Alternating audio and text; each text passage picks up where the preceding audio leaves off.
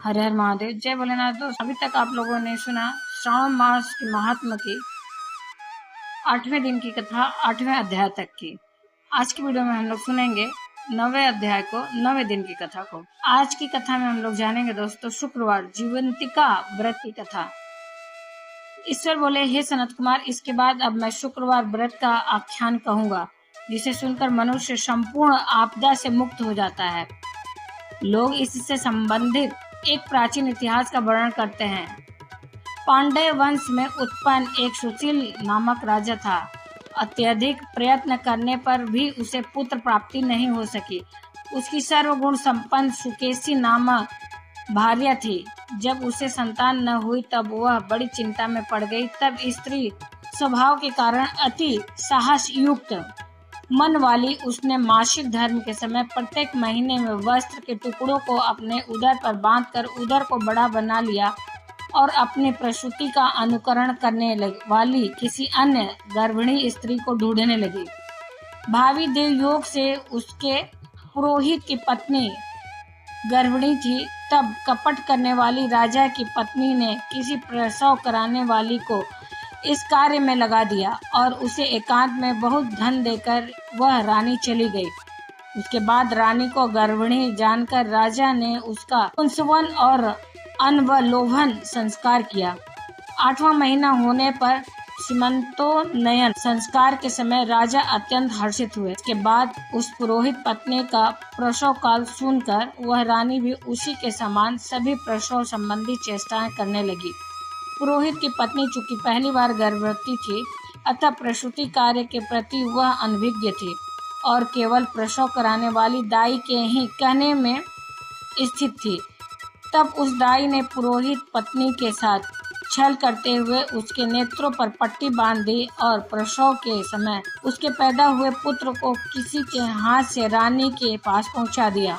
इस बात को कोई भी नहीं जान सका। उसके बाद रानी ने उस पुत्र को लेकर यह घोषित कर दिया कि उसे पुत्र रत्न की प्राप्ति हुई है। इन सब के बाद दाई ने पुरोहित की पत्नी की आंखों की पट्टी खोल दी। दाई अपने साथ मांस का एक पिंड लाई थी और वह उसे दिखा दिया। फिर उसके सामने आश्चर्य तथा दुख प्रकट करने लगी कि यह कैसा अनिष्ट हो गया और कहने लगी कि अपने पुरोहित पत्नी से कि शांति जरूर करवा लेना।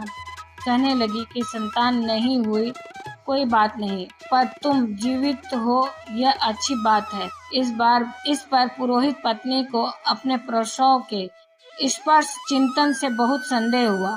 ईश्वर बोले, राजा ने पुत्र जन्म का समाचार सुन जात कर्म संस्कार कराया और ब्राह्मणों को हाथी घोड़े तथा रथ आदि प्रदान किए।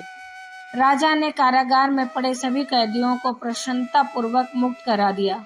उसके बाद राजा ने सूतक के अंत में नामकरण तथा अन्य सभी संस्कार कर्मों को किए। उन्होंने पुत्र का नाम प्रियव्रत रखा। हे सनत कुमार, श्रावण मास के आने पर पुरोहित की पत्नी ने शुक्रवार के दिन भक्ति पूर्वक देवी जीवंतिका का पूजन किया। दीवार पर अनेक बालकों सहित देवी जीवंतिका की मूर्ति बनाकर पुष्प तथा माला से उनकी पूजा करके गोधूम की पीठी के बनाए गए 5 दीपक उनके सम्मुख उसने जलाए और स्वयं भी गोधूम का चूर्ण भक्षण किया और उनकी मूर्ति पर चावल फेंका और कहा, हे जीवंती, हे कल्याण रूपिणी, हे करुणामयी, जहाँ भी मेरा पुत्र विद्यमान हो आप उनकी रक्षा करना। यह प्रार्थना करके उसने कथा सुनकर यथाविधि नमस्कार किया। तब जीवंतिका की कृपा से वह बालक दीर्घायु हो गया और वे देवी उसकी माता की श्रद्धा भक्ति के कारण दिन रात उस बालक की रक्षा करने लगी। इस प्रकार कुछ समय बीतने पर राजा की मृत्यु हो गई। तब पितृभक्त उनके पुत्र ने उनकी पारलौकिक क्रिया संपन्न की। इसके बाद मंत्रियों तथा पुरोहितों ने प्रियव्रत को राज्य पर अभिषिक्त किया। तब कुछ वर्षों तक प्रजा का पालन करके तथा राज्य भोग कर वह पितरों के ऋण से मुक्ति के लिए गया जाने की तैयारी करने लगा।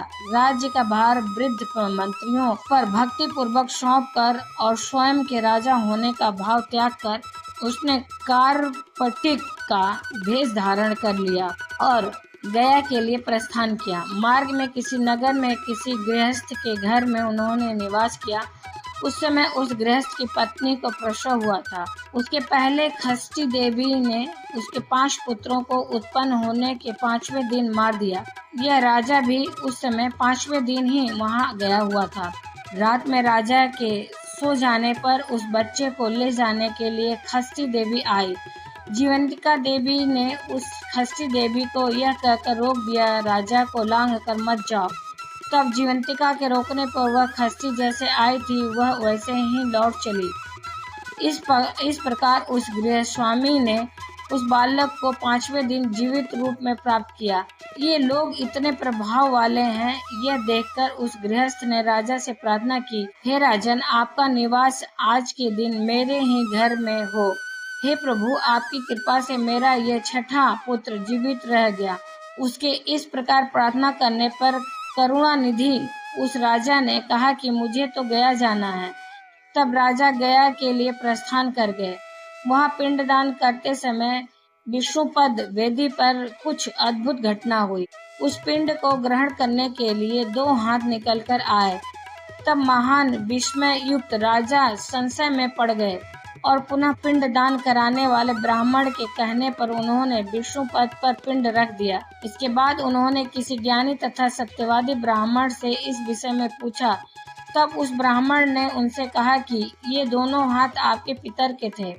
इसमें संदेह हो तो घर जाकर अपनी माता से पूछ लीजिए, वह बता देगी। तब राजा चिंतित तथा दुखी हुए और मन में अनेक बातें सोचने विचारने लगे। वे यात्रा करके पुनः वहां गए जहां वह बालक जीवित हुआ था।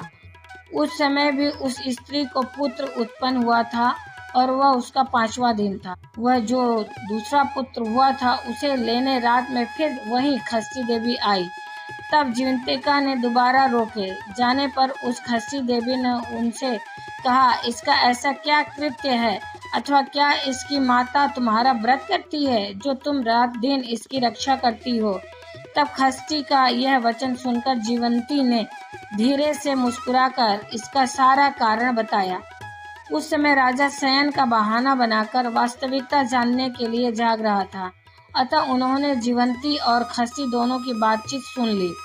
जीवंती ने कहा, हे खष्टी, श्रावण मास में शुक्रवार को उसकी माता मेरे पूजन में रत रहती है और व्रत के संपूर्ण नियम का पालन करती है। वह सब मैं आपको बताती हूँ।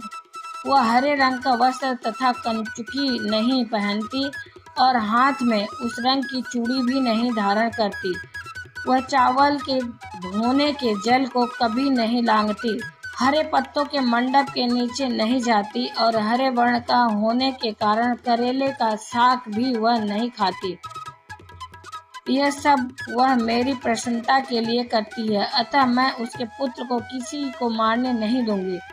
यह सब सुनकर राजा प्रियव्रत अपने नगर को चले। इसके बाद उनके देश के सभी नागरिक स्वागत के लिए आए। तब राजा ने अपनी माता से पूछा, हे माता, क्या तुम जीवंतिका देवी का व्रत करती हो? इस पर उसने कहा कि मैं तो इस व्रत के बारे में कुछ भी नहीं जानती हूँ। उसके बाद राजा ने गया यात्रा का समुचित फल प्राप्त करने के लिए ब्राह्मणों तथा सुहागिन स्त्रियों को भोजन कराने की इच्छा से उन्हें निमंत्रित किया और व्रत की परीक्षा लेने के लिए सुहागिनों को वस्त्र, कंचुकी तथा कंकड़ भेज कर कहलवाया कि आप सभी को भोजन के लिए राजभवन में आना है। तब पुरोहित की पत्नी ने दूत से कहा कि मैं हरे रंग की कोई भी वस्तु कभी ग्रहण नहीं करती हूँ। राजा के पास आकर दूत ने उसके द्वारा कही गई बात राजा को बता दी। तब राजा ने उसके लिए सभी रक्त वर्ण के शुभ परिधान भेजे। वह सब धारण करके वह पुरोहित पत्नी भी राजभवन में आई। राजभवन के पूर्वी द्वार पर चावलों के धोने का जल पड़ा देखकर वह वहां हरे रंग का मंडप देखकर वह दूसरे द्वार से गई।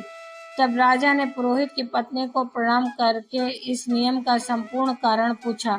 इस पर उसने इसका कारण शुक्रवार का व्रत बताया। उस प्रिय व्रत को देखकर उसके दोनों स्तनों में से बहुत दूध निकलने लगा। दोनों वक्ष स्थलों से उस राजा को दूध की धाराओं से पूर्ण रूप से सिंचित कर दिया। तब गया में विष्णुपदी पर निकलने वाले दोनों हाथों जीवंतिका तथा खष्टी दोनों देवियों के वार्तालाप तथा पुरोहित पत्नी के स्तनों के दूध निकलने के द्वारा राजा को विश्वास हो गया कि मैं इसी का पुत्र हूँ। उसके बाद पालन पोषण करने वाली माता के पास जाकर विनम्रता पूर्वक उन्होंने कहा, हे माता, डरो मत, मेरे जन्म का वृतांत सत्य सत्य बता दो। यह सुनकर सुंदर केशों वाली रानी ने सब कुछ सच सच बता दिया। तब प्रसन्न होकर उन्होंने जन्म देने वाली अपने माता पिता को नमस्कार किया और संपत्ति से वृद्धि को प्राप्त कराया। वे दोनों भी परम आनंदित हुए। एक दिन राजा प्रियव्रत ने रात में देवी जीवंतिका से प्रार्थना की, हे जीवंती, मेरे पिता तो ये हैं, तो फिर गया में वे दोनों हाथ कैसे निकल आए थे? तब देवी ने स्वप्न में आकर संशय का नाश करने वाला वाक्य कहा, हे प्रियव्रत, मैंने तुम्हें विश्वास दिलाने के लिए ही यह माया की थी, इसमें संदेह नहीं है। हे सनत कुमार, यह सब मैंने आपको बता दिया। श्रावण मास के शुक्रवार के दिन इस व्रत का अनुष्ठान करके मनुष्य सभी मनोरथों को प्राप्त कर लेता है। तो दोस्तों, इस प्रकार श्री स्कंद पुराण के अंतर्गत ईश्वर सनत कुमार संवाद में श्रावण मास महात्म्य में शुक्रवार जीवंतिका व्रत कथन नामक नौवां अध्याय पूर्ण हुआ। तो दोस्तों, उम्मीद करते हैं यह आपके लिए उपयोगी होगा और आने वाले वीडियो में हम लोग जानेंगे श्रावण मास के 10वें दिन की 10वें अध्याय की कथा। उम्मीद करते हैं दोस्तों आपको इससे लाभ मिलेगा और इसका आप पूर्ण पुण्य प्राप्त करेंगे। यदि तनिक मात्र भी आपके लिए ये उपयोगी है तो एक छोटा सा लाइक अवश्य ही करिए। वही एकमात्र जरिया है जिससे हम लोगों को पता चलता है कि वीडियो आपके लिए उपयोगी है। आप पहली बार मेरे चैनल पर आए तो मेरे चैनल को सब्सक्राइब करिए, बेल नोटिफिकेशन अवश्य दबाइए, जिससे कि आने वाली वीडियो आपको समय से प्राप्त हो सके। कोई भी प्रश्न या सुझाव हो कमेंट बॉक्स में लिख सकते हैं दोस्तों।